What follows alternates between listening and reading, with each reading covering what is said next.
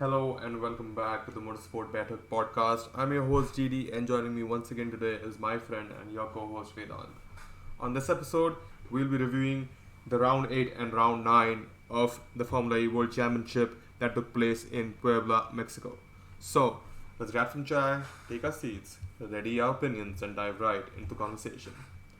Hello Vedant. I am not gonna pretend that I watched the Formula E races. I was unable to do so.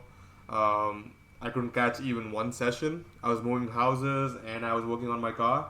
So honestly, not only are our listeners uh, hoping that catch them up with what happened in Formula E over the past weekend, but even me, even I am depending on you to catch me up on what happened this past weekend in Formula E. I know there was a lot of interesting storylines coming out of the weekend. I was definitely keeping up with the news and I did watch the highlights today, but I still don't really know what exactly conspired during the two races. So I'll throw it to you, and we can go through the talking points that we have. And the floor is all yours. Well, I'll be honest. The races were at 2:30 a.m. in India, so I myself was not very awake. I mean, I was watching them, but I was getting a little sleepier towards the end. Even 2 cups of black coffee each day and some leftover food did not help. So, but I do have my notes and I do have the talking points. So yeah, let's get into it. So Absolutely. as we know, we were at a new track in Puebla with a special Joker lap. The attack mode was at an extended portion of the track, which was, I mean, everybody was calling a Joker lap, which proved to be very controversial And because dangerous. and dangerous. Exactly, that's what I'm coming at. Because even though taking attack mode became easier in a way, because you were unlikely to miss it, the entry was quite blind for the runners not taking attack mode, the re-entry.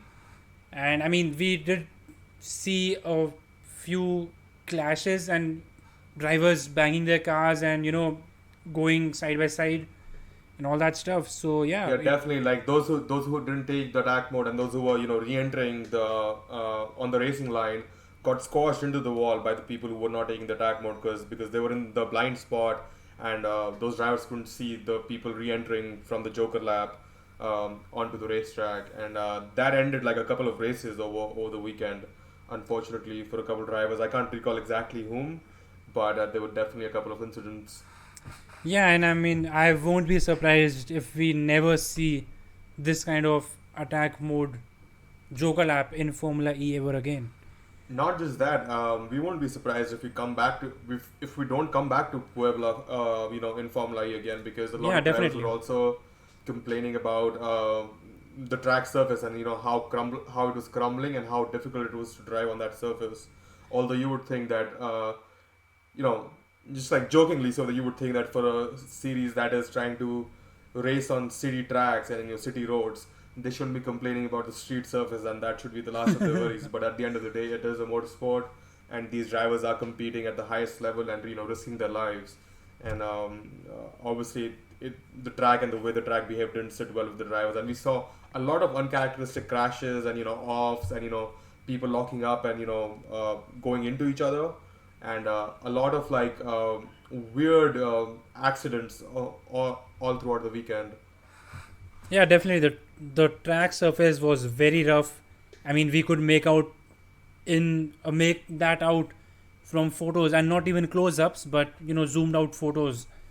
That brought another aspect into the race in Formula E, which was tire degradation. Because we never hear about tire degradation in Formula E, because these are groove tires. They are all weather groove All weather tires, tires, yeah. and yeah, so it never was an issue. But going into the first race, people believed that this might play out towards the end and towards the last, you know 5-10 laps, it might play out. But as you said, we might never come back to Puebla, because this was a temporary Mexico e-Prix circuit, because of the COVID situation in Mexico City. Hopefully, from next year onwards, we'll be back in Mexico City, which is a beautiful, beautiful circuit in the heart of the city with that special, super special baseball stadium section. And hopefully, we can have fans back because that area is one of the most magical fan experiences in all of motorsport. Absolutely, you are absolutely on point with that. But let's talk about someone who had a terrible weekend too, besides the track surface itself. Pascal Wehrlein put in two of his best performances that we've ever seen from Pascal Wehrlein in Formula E over the last few seasons. Put in his best two performances and still does not come away with even half the points that he scored. Yeah, I mean, Pascal Wehrlein and Mexico are not made for each other. This guy has had the worst luck in a particular country of any racing driver that I can think of. Just to recall, in 2019, he was on pole, he was leading the race, and on the final corner, he ran out of energy, and he crawled across the finish line in P6. Five drivers passed him within a space of 50-70 meters, and I mean, you would have thought his luck can't get any worse. But in race 1, round 8 in Puebla, yeah, he was on pole, he won on the road, but then after his win, the stewards notified them that there was a technical infringement, which was very, very controversial. And I mean, Alexander Agog has been forced to and apologize to the fans because no one knew what was happening and no one knew what was going on in Formula E. And I mean, these are stories with Pascal Wehrlein finally winning in Formula E and Porsche finally winning in Formula E, and to see that happen after they take the win on the road, it's super disappointing. Regarding what happened, so apparently they had an administrative error and they did not declare their tires correctly, which is the Formula 1 equivalent to having mixed up sets, essentially, at the most basic level. But the thing here is, the stewards and the organizers had enough time before the race to, notify the team and to get it sorted out. And even if there was a penalty, it could have been applied before the race, a 5-second penalty and whatever. But he was straight out disqualified, and along with his teammate. What do you think of that? Yeah, that is definitely absurd. I knew that Pascal Wehrlein had been disqualified because of this technical infringement, but I didn't know his teammate was also disqualified because of that technical infringement. It is definitely really weird, and for me, it's just the fact that it may be a technical infringement, but I don't think a technical infringement of such of such a manner where it's not like the Porsche team didn't follow the rules. They followed the rules. They just forgot to mention something, and they were still like the car was legal, the tires were legal, and everything was legal. So is it really necessary to disqualify this person? Is it really necessary? Did they gain a unfair advantage? Probably not. Not that I can think of. Did they win illegally? No. Did they cheat? No. So I don't see any reason for this for the punishment of not meeting this technical requirement to be so harsh. And I think it should be like we discussed this earlier too when there was another administrative issue with the team in Formula E, and the person got disqualified, or he got some sort of penalty, and we discussed the fact that some of these rules in Formula E need to be revamped, and some of these rules should not penalize drivers because it's the team's fault, but it should penalize the team instead because it's not the drivers who are involved. And I know you might argue it's all one unit and everything like that, but there is a reason why there are penalties for the team and there are penalties for the drivers, and there are different situations call for different things, and I think this is one of those situations where the team should be penalized and not the driver himself.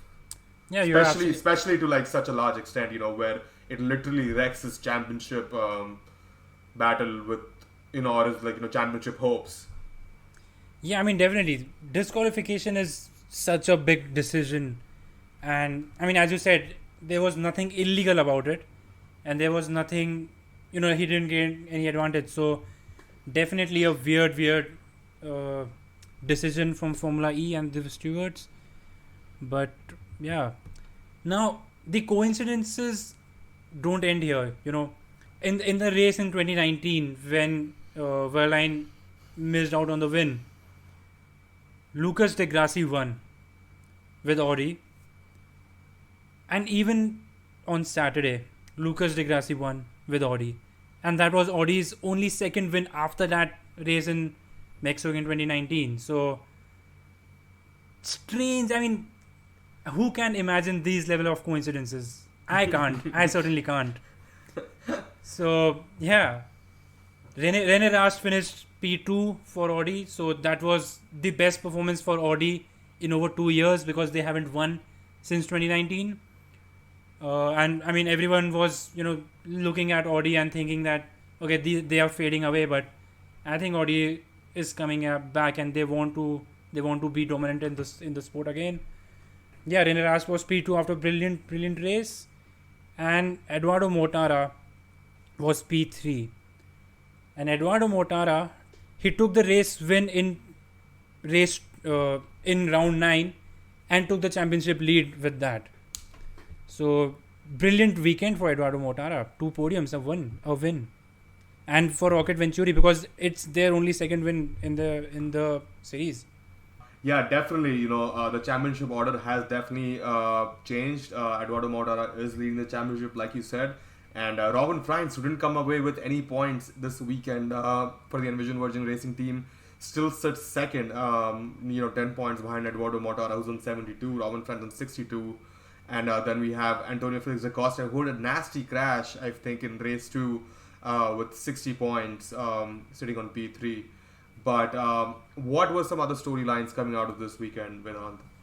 Well, Pascal Wehrlein's bad luck didn't end in round 8. In round 9, he finished P2 on the road and got penalized again for overusing his fan boost. Now, again, we have seen these penalties over and over and over again in Formula E. Overuse of fan boost, oversurge of the power, and all these things. And I mean, at the end of the day, when you look at all these penalties over and over and over again, it just makes Formula E and the drivers and the teams look Bad. look bad. And I don't want to use the word, but they look stupid with these penalties. So I mean, Yeah, I but don't know what can be done about it. yeah, but I guess the technology is just not there yet, because if the technology was there, the teams would have definitely implemented it because they don't want to they don't want to be penalized either. They're trying to win the championship, they're trying to sell cars, and obviously it doesn't look good for the championship or the teams. Well, Now this let's look they at the they should make the rules with the technology that is in place, see right? we've seen this come up again and again. Formula E has rules that don't sit well with the teams or the drivers. Whether that be the qualifying format, whether that be the penalties, whether that be the way they go about conducting their sessions. So there's like a lot that the teams are not happy with, and it's kind of almost surprising to see that the championship is not doing more to not just keep this team satisfied, but also actually consider what the teams want and make the racing better, make the championship better, not just for the team but also for the fans. And it's a bit surprising, but it's a bit annoying. But we've also seen Formula One, do the same thing in the past.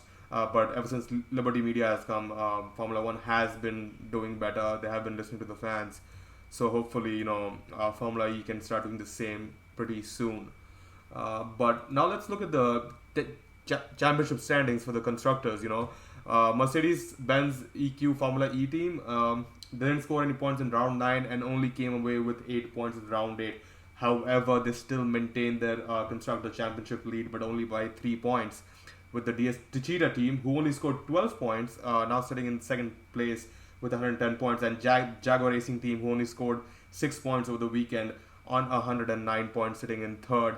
Audi Sport still in fourth, tied with Envision Virgin Racing at 99 points. And then we have Rocket Venturi Racing, who came away with 40 points over the weekend, sitting sixth with 83 points. And then we had BMW Andretti, Mahindra Racing, Tag Heuer, and the Nissan EDAMS team not making up a lot of places. And we still have Dragon and the Neo 333 team at the bottom of the grid.